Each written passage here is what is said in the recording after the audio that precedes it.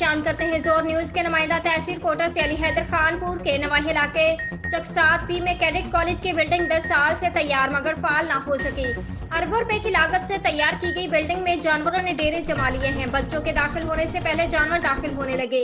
College जानवरों के लिए चरागाह बन गया। सारा दिन जानवर कॉलेज की बनी बिल्डिंग में घूमते रहते हैं, जिससे बिल्डिंग की खिड़की और दरवाजे भी टूटने लगे। जबकि इलाका मकीनों का बताना है कि यहाँ पर मौजूद चौकीदार सज्जाद लोगों से पैसे लेकर जानवर दाखिल करवाता है।